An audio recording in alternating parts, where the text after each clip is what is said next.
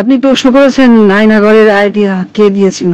এটা দিয়েছিল আমার বিআই তারেক সিদ্দিকী। সেই সবকিছু করেছে। গুলি করে মারার দরকার কি? ক্রসফায়ার দিলে বেশি লোক জানাজানি হচ্ছে, সমালোচনা বেশি হচ্ছে। সেদিন থেকে শুরু হলো এই নতুন পরীক্ষামূলক পরিকল্পনা।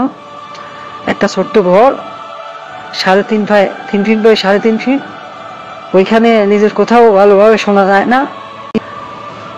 হ্যাঁ, আমরা প্রথমে কিছু বিরোধী নেতাকে তুলে আনলাম, বিএনপি, জামাত, ছাত্র শিবির, ছাত্রদল, কিছু সাংবাদিক।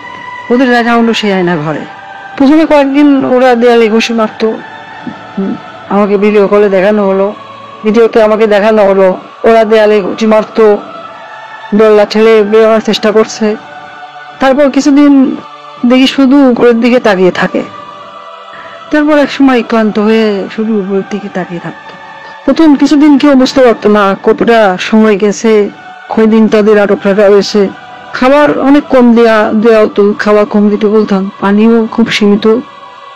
কেউ কেউ নিজের আয়নায় নিজের প্রতিবিম্বকে দেখে সূত্র মনে করত, নিজেকেই আক্রমণ করা শুরু করলো।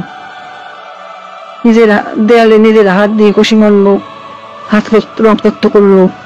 আমার সবচেয়ে সুন্দর দৃশ্য ছিল যখন একজন সাংবাদিক, কি ওর নাম, হ্যাঁ মাসুদ, নিজের নখ দিয়ে নিজের মুখের চামড়া ছিঁড়ে ফেলা শিক্ষা করছে। আমার পছন্দ হলো।